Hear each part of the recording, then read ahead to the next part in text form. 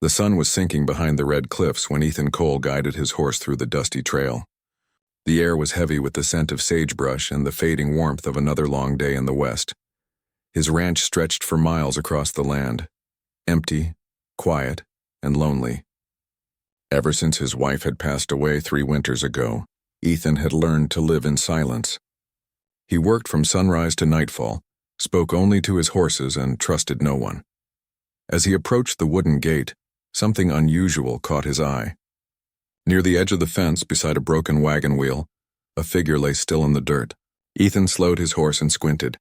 It was a young woman, her clothes torn, her hair tangled, her hands bound loosely with a piece of rope. He jumped down from his saddle and stepped closer, his boots crunching on dry ground. The woman stirred weakly, flinching when she heard him. "Ma'am," Ethan said in a low voice. "You hurt?" Her head turned slowly and her frightened eyes met his. "Don't touch me," she whispered, her voice trembling. Ethan froze. He raised his hands to show he meant no harm. "Easy now," he said gently. "I ain't gonna hurt you. You look half dead out here." The woman tried to sit up, but her body shook from exhaustion. She looked around nervously, like a trapped animal expecting someone to appear.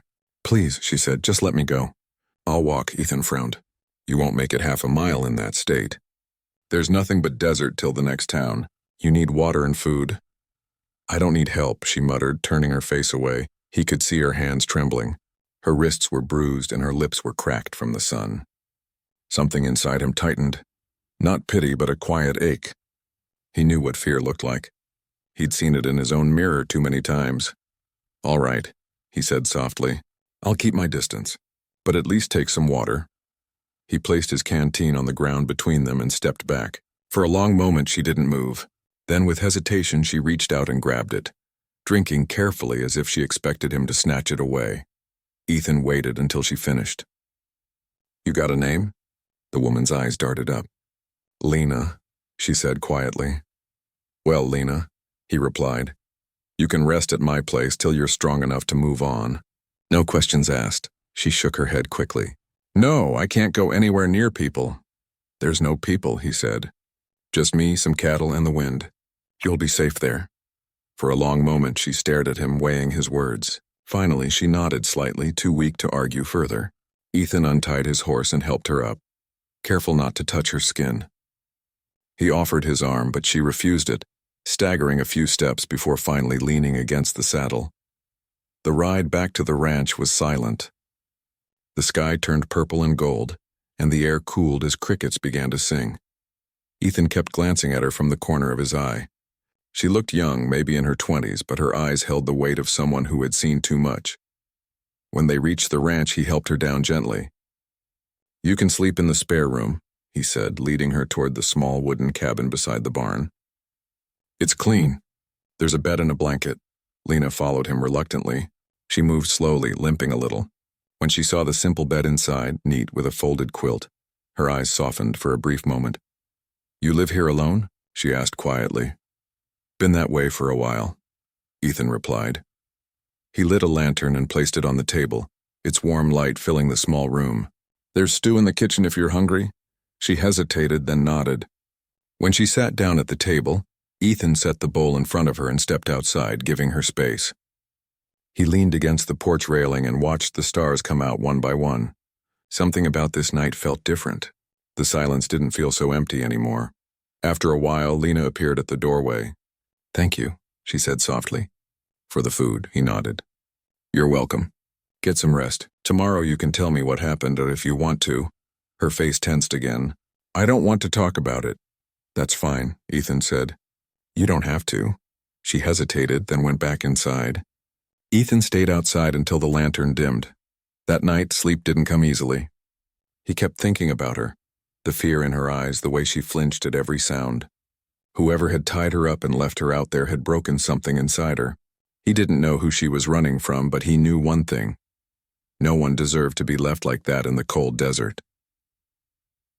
The next morning, Ethan found her sitting on the porch, staring at the rising sun. She had washed her face and tied her hair back, but her eyes still looked tired. "You're up early," he said, pouring coffee into 2 tin cups. "I didn't sleep much," she admitted. He handed her a cup, careful not to get too close. You don't have to be afraid of me, Lena. She looked away. That's easy to say. He nodded slowly. You're right. But I've got no reason to hurt you. I just want to help. For a moment, she studied him, the lines on his face, the dust on his boots, the quiet way he spoke. He didn't look like a man who lied. She took a deep breath. I was traveling with my brother, she said finally. We were heading west for work, then things went wrong. Her voice trembled, and Ethan didn't ask for details. He could tell the story behind her eyes was painful enough. Where's your brother now? He asked gently. I don't know, she said, staring at the ground. We got separated. Ethan felt a lump in his throat. Then we'll find him. When you're stronger, we'll ride into town and ask around. Her eyes widened in surprise. You do that? He gave a small nod. You'd do the same if our places were switched. A faint smile crossed her lips, the first he'd seen. For a moment, the fear seemed to lift from her face. As the days passed, Lena began to regain her strength. She helped with small chores, feeding the chickens, gathering eggs, sweeping the porch. Ethan never asked questions, never pushed her to talk. He simply treated her kindly, as if she had always been part of his quiet world. But sometimes at night, she'd wake up from bad dreams. Ethan could hear her muffled sobs through the thin wall, and he'd sit by the fireplace staring into the flames, wishing he could ease her pain. One evening, as he was closing the stable doors, Lena appeared beside him. You don't talk much, she said softly. He smiled faintly. Never been good at talking. I like that, she said. It makes things peaceful. They stood there in silence, listening to the horses breathe. The wind carried the scent of rain. Ethan looked at her, and for the first time he realized how much trust had slowly grown between them. She wasn't the same frightened woman he had found on the road, but something still haunted her, something she hadn't told him yet, and though he didn't know what it was, he could feel it coming. Days passed quietly on Ethan's ranch. The rhythm of life stayed the same, the sunrise painting gold across the dry hills, the lowing of cattle, and the wind whispering through the grass. But something had changed. Lena's laughter had begun to fill the spaces where silence once lived. Every morning she helped Ethan with the chores, though he never asked her to. She cleaned the tool shed, mended torn sacks, and learned to milk the cows. She was still shy, still cautious, but her eyes no longer darted around in fear. One morning, while gathering hay, Ethan noticed her staring at the horizon. Something on your mind? He asked. She nodded slowly. I keep thinking about my brother. His name is Samuel. He wouldn't stop looking for me. Ethan placed the pitchfork down and leaned against the fence.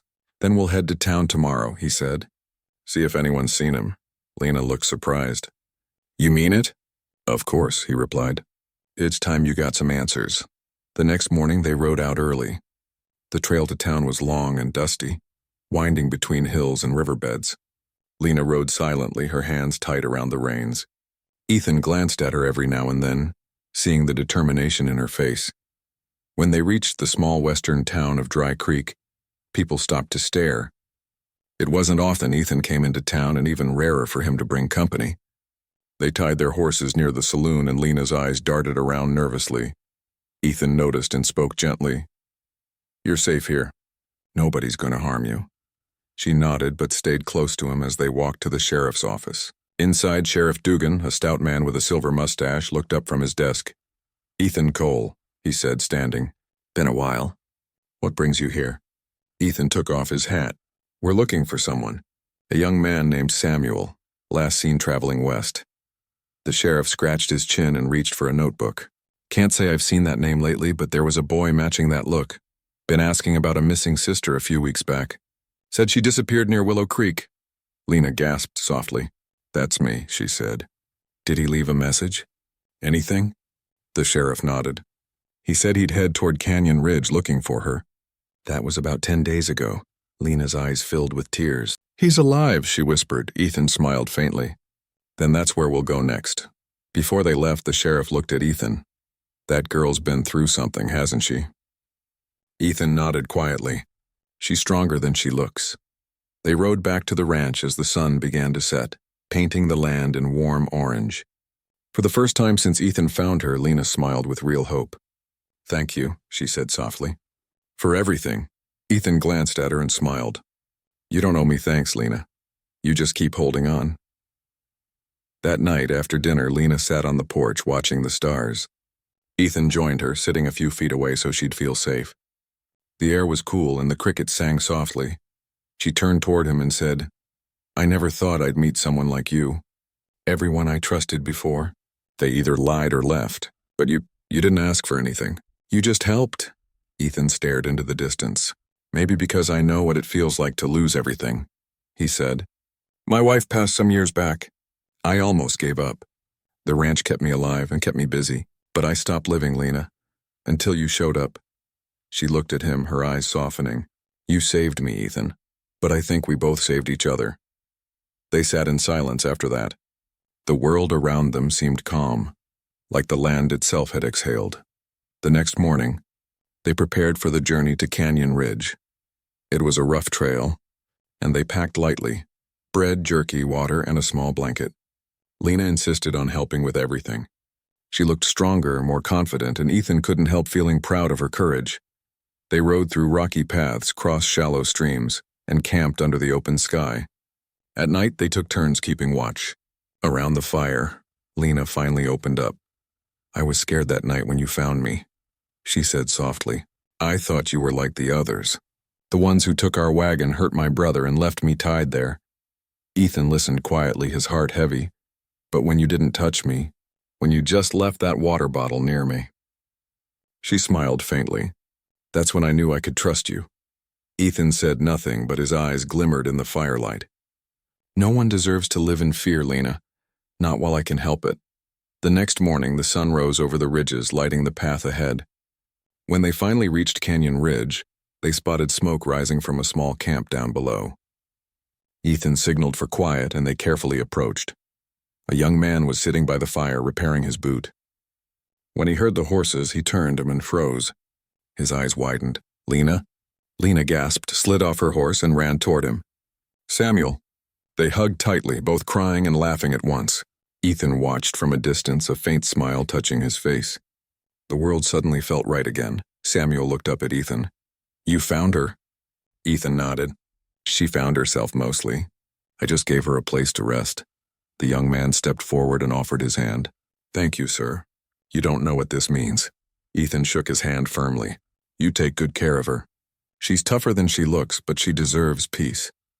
They shared food and stories by the fire that night. Lena told her brother about the ranch, about the quiet mornings, the horses, and the man who never asked for anything in return. Samuel listened with gratitude shining in his eyes. When the stars came out, Lena looked over at Ethan.